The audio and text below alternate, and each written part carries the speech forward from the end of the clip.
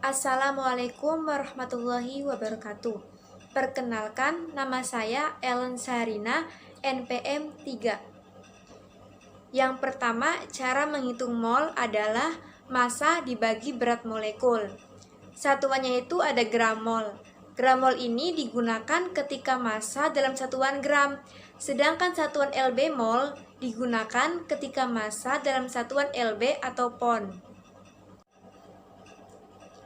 Soal yang kedua, perbedaan densitas, volume spesifik, dan berat jenis. Yang pertama ada densitas. Densitas atau massa jenis adalah suatu besaran kerapatan massa benda yang dinyatakan dalam berat benda per satuan volume benda tersebut. Rumusnya itu adalah massa jenis sama dengan massa dibagi volume. Nah, berdasarkan satuan internasional, standar untuk densitas itu adalah kilogram per meter kubik. Yang kedua ada volume spesifik. Volume spesifik adalah karakteristik sifat intensif dari setiap elemen atau bahan. Volume spesifik dari satu benda dinyatakan dalam satuan volume per satuan massa, dengan persamaan yaitu volume spesifik sama dengan volume dibagi massa. Berdasarkan satuan internasional, satuan standar untuk volume spesifik itu adalah meter kubik per kilogram. Yang ketiga ada berat jenis. Berat jenis adalah perbandingan antara berat dan volume benda yang memiliki rumus berat jenis sama dengan berat benda dibagi volume benda. Satuan berat jenis benda yaitu N besar per meter kubik. Soal yang ketiga, laju alir massa, laju alir volumetrik, dan laju alir molar. Apa sih laju alir massa itu? Laju alir massa adalah massa suatu substansi yang mengalir per satuan waktu. Satuan internasionalnya adalah kilogram per second. Sedangkan di Amerika digunakan pound per detik. Simbol yang digunakan disebut m dot. Rumusnya itu adalah laju alir massa sama dengan massa dibagi waktu. Selanjutnya ada laju alir volumetrik. Laju alir ini adalah volume fluida yang mengalir per satuan waktu. Satuan internasionalnya adalah meter kubik per second. Rumusnya itu adalah F besar sama dengan volume dibagi waktu. Kemudian ada laju alir molar. Simbol yang digunakan disebut N dot. Rumusnya itu adalah N kecil dibagi waktu. Hubungan laju alir massa dan volumetrik. Laju alir volumetrik sama dengan luas area pipa dikali kecepatan rata-rata fluida. Laju alir massa sama dengan laju alir volumetrik dikali densitas. Soal yang keempat, fraksi mol dan massa.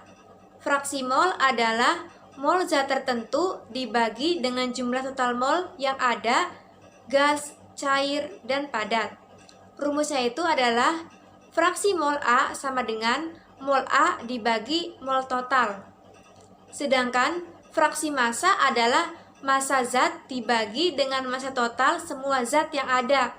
Rumusnya itu adalah fraksi massa A sama dengan massa A dibagi massa total. Nah, di sini saya menggunakan contoh sebuah pembersih pipa saluran berskala industri berisi 5 kg air dan 5 kg NaOH. Berapakah fraksi massa dan fraksi mol setiap komponen dalam wadah pembersih pipa saluran tersebut? Dengan menggunakan basis 10 kg larutan. Yang pertama saya menghitung H2O dengan 5 kg H2O. Kemudian MR-nya itu sama dengan 18 kg H2O. Nah, setelah itu kita coret kilogram H2O-nya. Selanjutnya tinggal dihitung 5 dibagi 18 dengan hasil 0,278 kg mol H2O. Selanjutnya menghitung NaOH. Di sini diketahui 5 kg NaOH. Kemudian mRNaOH-nya tuh 40 kg NaOH. Nah, kilogram NaOH sama-sama bisa dicoret, sehingga sisa 5 dibagi 40 dengan hasil 0,125 kg mol NaOH. Nah, inilah tabel hasil yang sudah saya buat. Komponennya tuh H2O sama NaOH. Kilogram H2O-nya tuh 5, fraksi beratnya itu pada H2O-nya tuh 5 dibagi 10 sama dengan 0,5. Berat mol H2O-nya tuh 18, kilogram molnya tuh 0,278. Kemudian fraksi molnya itu 0,278 dibagi 0,403 dengan jumlah 0,69. Selanjutnya komponen NaOH. Kilogramnya 5 kilo, fraksi beratnya 5 dibagi 10 berarti sama dengan 0,5. Berat molnya pada NaOH itu 40, kilogram molnya dengan hasil yang tadi yang sudah dihitung 0,125. Kemudian terakhir fraksi molnya itu 0,31. Nah, total dua komponen tersebut itu dengan kilogram 10, fraksi beratnya 1, kilogram molnya itu 0,403, serta fraksi molnya itu 1. Soal yang kelima, jenis-jenis konsentrasi suatu zat.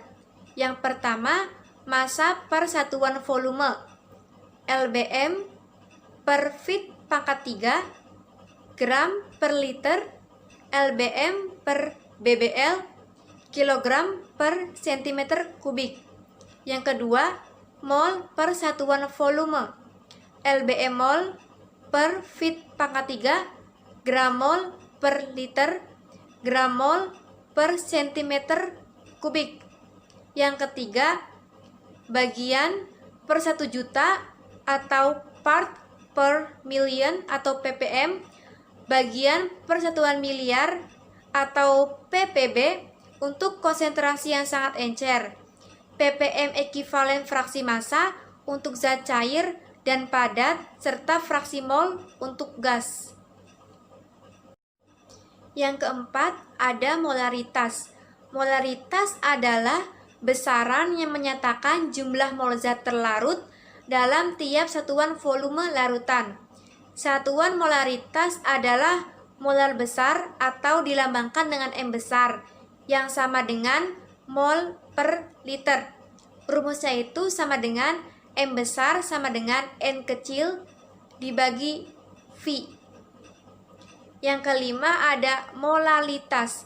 Molalitas adalah besaran yang menyatakan jumlah mol zat terlarut dalam setiap satuan berat pelarut. Satuan molalitas adalah molal atau M kecil yang sama dengan mol per kilogram.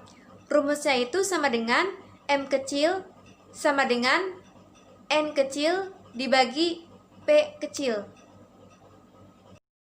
Normalitas. Normalitas adalah besaran yang menyatakan jumlah mol ekivalen zat terlarut pada tiap satuan volume larutan. Satuan normalitas ialah normal atau dilambangkan dengan M besar, yang sama dengan mol ekivalen per liter, dengan rumus N besar sama dengan EK per V besar atau N kecil dikali A kecil atau M besar dikali A kecil. Dengan keterangan N besar itu merupakan normalitas, V besar volume larutan, N kecil mol suatu zat, A kecil ekivalen suatu zat. Mol ekivalen yaitu jumlah mol dikali jumlah ion H+ atau ion OH-. Jika mol zat terlarut mengandung sebanyak A ion H+ atau OH-, maka rumus ekivalennya itu adalah N dikali A. Untuk asam, 1 mol ekivalen sebanding dengan 1 mol ion H+. Untuk basa, 1 mol ekivalen sebanding dengan 1 mol ion OH-. Yang ketujuh ada persen volume. Persen volume menyatakan jumlah volume liter zat terlarut dalam 100 liter larutan. Dengan rumus mililiter zat terlarut dibagi mililiter larutan dikali 100. Yang kedelapan, persen massa. Persen massa menyatakan jumlah massa gram zat terlarut dalam 100 gram larutan. Dengan rumus gram zat terlarut dibagi gram larutan dikali 100. Yang kesembilan, persen berat volume. Persen berat volume dengan rumus gram zat terlarut dibagi mililiter larutan dikali 100. Yang ke-10, persen miligram dengan rumus miligram zat terlarut dibagi 100 ml larutan dikali 100. Yang ke-11 ada fraksi mol dengan rumus mol zat terlarut dibagi mol zat terlarut ditambah mol pelarut. Soal yang ke-6. Apa sih basis itu dan digunakan untuk apa? Basis adalah referensi yang dipilih untuk kalkulasi yang direncanakan secara khusus masalah, dan pilihan dasar yang tepat seringkali membuat masalah lebih mudah dipecahkan. Basis dapat berupa periode waktu seperti jam atau massa material tertentu, seperti 5 kg CO2 atau jumlah lain yang sesuai. Untuk cairan dan padatan yang menggunakan analisis massa berat, seringkali merupakan dasar yang tepat 1 atau 100 lb atau kilogram. Demikian pula 1 atau mol seringkali merupakan pilihan yang baik untuk gas. Soal nomor 7. Cara menurunkan persamaan konversi suhu. Yang pertama, suhu derajat Reaumur sama dengan suhu derajat Fahrenheit dikali 1 delta derajat Reaumur dibagi 1 delta derajat Fahrenheit ditambah 460 derajat Reaumur. Yang kedua, suhu Kelvin sama dengan suhu derajat Celcius dikali 1 delta Kelvin dibagi 1 delta derajat Celcius ditambah 273 Kelvin. Yang ketiga, suhu derajat Fahrenheit dikurangin 32 derajat Fahrenheit sama dengan suhu derajat Celcius dikali 1,8 delta derajat Fahrenheit dibagi 1 delta derajat Celcius. Yang terakhir, suhu derajat Celcius sama dengan suhu derajat Fahrenheit dikurangin 32 derajat Fahrenheit dikali 1 delta derajat Celcius dibagi 1,8 delta derajat Fahrenheit. Soal nomor 8. Apa sih tekanan hidrostatik, tekanan absolut, tekanan relatif, tekanan barometrik atau atmosfer? Yang pertama, tekanan hidrostatik adalah tekanan yang dirasakan pada bagian atas silinder air atmosfer dan pada bagian bawah silinder itu sendiri oleh air. Yang kedua, tekanan absolut. Tekanan absolut adalah manometer ujung tertutup dibuat vakum pada ujungnya menghasilkan pengukuran terhadap vakum sempurna. Titik nol untuk skala tekanan absolut yaitu tekanan vakum sempurna. Kemudian ada tekanan relatif atau gauge adalah manometer ujung terbuka akan mengukur tekanan relatif atau tekanan gauge karena referensi pada ujung terbukanya adalah tekanan atmosfer. Titik nol untuk skala tekanan relatif ini yaitu tekanan atmosfer atau berubah. Kemudian ada tekanan barometrik atau atmosfer. Tekanan ini adalah tekanan absolut dikurangi tekanan relatif. Soal nomor 9, alat ukur tekanan, laju alir, dan suhu. Yang pertama, alat ukur tekanan yaitu barometer. Barometer merupakan alat pengukur tekanan udara yang biasa digunakan dalam peramalan cuaca. Ketika hari semakin dingin, tekanan udara menjadi semakin tinggi. Begitupun sebaliknya. Tekanan yang terbaca adalah tekanan barometrik sama dengan tekanan atmosferik. atmosfer standar itu tekanan yang ekivalen dengan 1 atm pada 0 derajat Celcius. Tekanan atmosferik itu tidak tetap dan diperoleh dari barometer. Alat ukur tekanan yang kedua ada Bourdon tube. Bourdon tube adalah alat ukur tekanan non-liquid. Bentuk dari Bourdon tube terdiri dari elemen tipe C, helikal, dan spiral, dan dihubungkan secara mekanikal dengan jarum indikator. Prinsip operasinya yaitu tekanan dipanduk ke dalam tabung. Perbedaan tekanan di dalam dan di luar tabung Bourdon akan menyebabkan perubahan bentuk penampangnya. Selanjutnya ada alat ukur laju alir, yaitu flowmeter.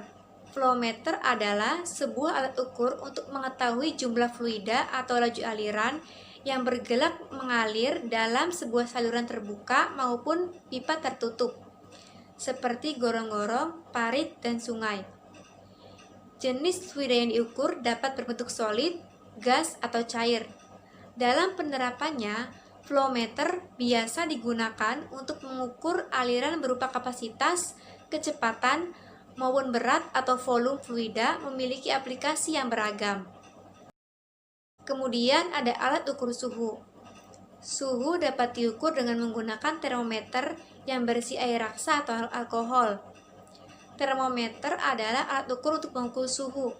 Termometer memanfaatkan sifat termometrik suatu zat, yaitu perubahan sifat-sifat zat karena perubahan suatu zat itu. Termometer yang banyak digunakan saat ini adalah termometer raksa. Fungsi raksa adalah untuk penunjuk suhu. Termometer dibedakan 4 jenis menurut bahan yang digunakan dalam termometer tersebut, yaitu bahan yang paling sering digunakan untuk membuat termometer adalah zat cair.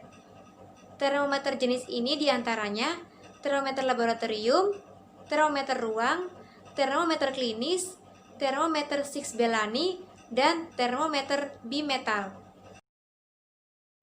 Soal nomor 10. Harapan saya setelah mengikuti perkuliahan ini adalah yang pertama, dapat merancang model produksi dengan hemat biaya dan efisiensi yang tinggi. Yang kedua, dapat mengolah produk dengan baik, agar tidak terjadi kesalahan yang berulang-ulang. Yang ketiga, dapat mengaplikasikannya dan mempelajari dengan baik. Yang keempat, dapat mengkonversikan bahan baku menjadi satu produk yang memiliki nilai tambah yang tinggi. Yang kelima, mengetahui penerapan teknologi operasi alat atau mesin operasi dalam agroindustri. Sekian dari saya. Wassalamualaikum warahmatullahi wabarakatuh.